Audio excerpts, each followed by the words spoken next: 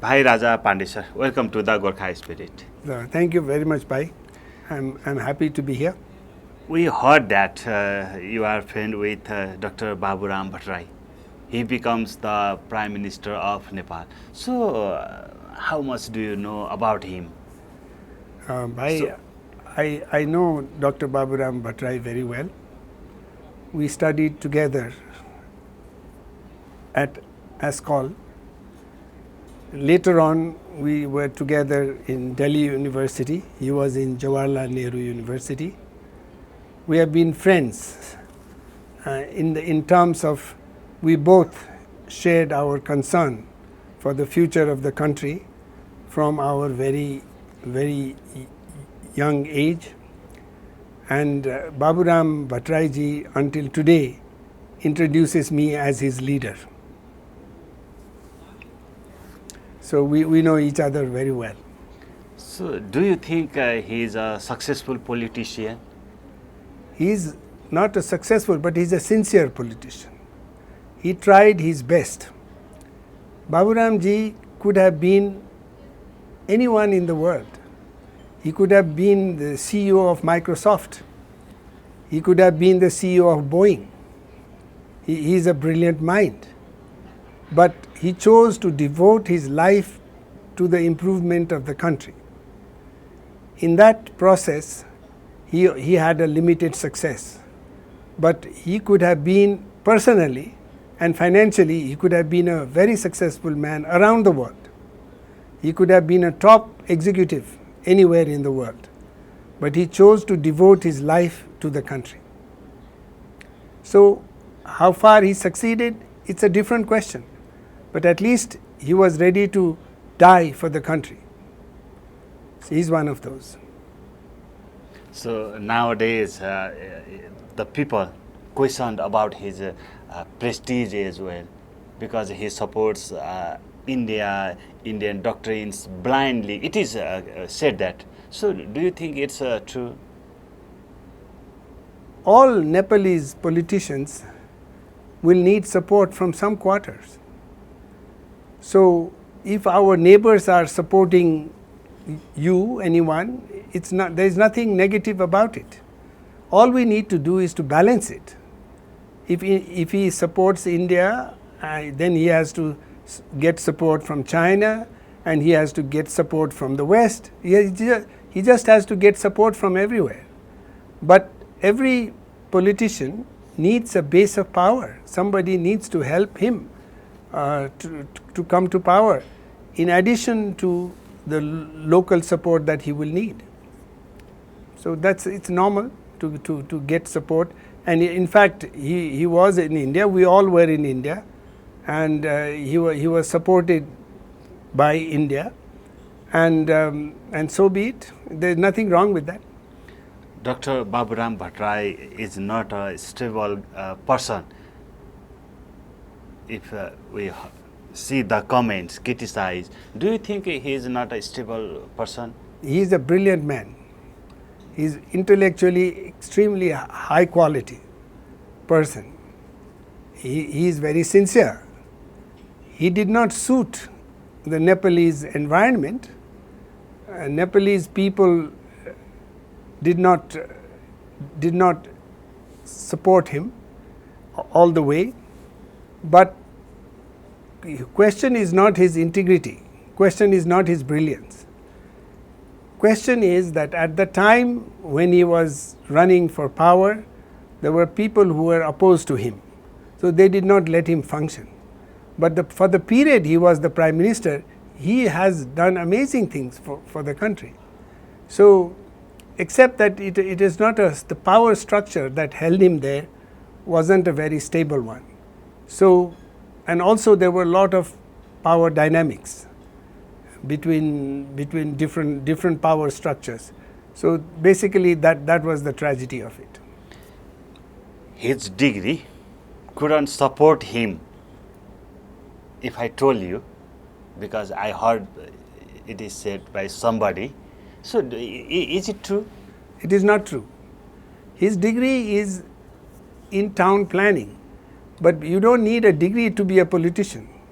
He is a brilliant mind, He understands politics. He's a wonderful organizer. But the whole, everything did not support him. The whole nation and its different dynamics within the country, it did not support him. That was the tragedy of it. And also, he got himself aligned with people that are very different people, very difficult people around him. So, collectively, they could not do anything.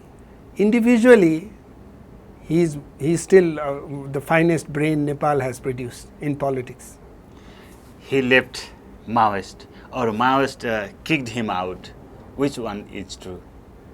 I think he left to create a new party. He thought that would be better than, because he said the socialist revolution had achieved its goals and he needed to do something else, come up with another arrangement, which did not go very well either. So, there are lots of stories about Baburam Bhattarai. So, how much do you know about him? I know him very well. I don't believe most of the stories that from the Nepal topper in the board exam. Yes, and we studied together. I know he's a brilliant mind, and he's never satisfied with anything less than perfection. Whenever he does something, he wants to achieve perfection. But he, in the midst of with having all these qualities, does not mean that he would make a successful leader. So the problem was with the collective leadership that needed to be achieved, which he and his collaborators could not get together, and so lost in the process. But we cannot question his individual integrity and his capacity. So, just like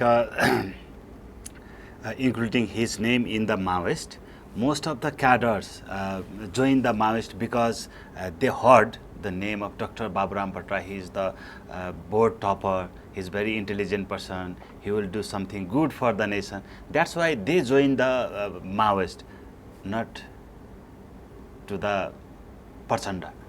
So, if I say so, it is true. Is it true? I think Prachanda also had his share of contribution. Now, the fact that Baburam ji had to join Maoists to get to political positions is a tragedy. Baburam ji on his own should have been the Prime Minister of this country. He should have had his set of advisors and this country would have run. But he had to join some political alliance or the other, and he chose the Maoist path, which probably was the wrong thing to do. So, do you know why he joined the Maoist? Because I think he thought that was the shortest path to political power. Because revolution is a shortcut. If you go normal method of political rise within political parties, it takes a long time. But if you go through revolution, it is short and it is fast. So I think he wanted to reach there rather fast, and he chose the Maoist path. So, do you support his decision to choose the political party? I support him individually. I think the Maoist path was fraught with too many dangers. It was not going to succeed. Nobody is going to allow Maoists to succeed in Nepal. Even India, that supported the Maoists in the beginning, they don't want Maoists to be in leadership position in Nepal. They have Maoist problem all over North India. They are battling Maoist problems. So India may use the Maoists, but India will not support or encourage Maoists to be successfully heading governments in Nepal. That's not to happen. So, Baburam Bhattarai at this time in Naya Shakti party, including his wife, his daughter, son-in-laws, and very close relatives. So, do you think Naya Shakti, that the party of the Baburam Bhattarai, will be the alternative power for the nation? I think now that party has also disappeared, and now it's gone to Samajwadi Party or something like that. The parties have kept changing. Baburam ji, as a political force, is a much limited force now. But I think the whole leftist movement in Nepal will be the Maoist type, the far left. We have the far left and the left, which is the MLA. So these forces will probably have to merge into one, because individually they will have very less leverage in the context of Nepal. But if all the leftist forces come together, if all the rightist forces come together, maybe we'll have two-party system in Nepal. So what will be the future? Do you think any future of the Baburam Bhattarai in the country?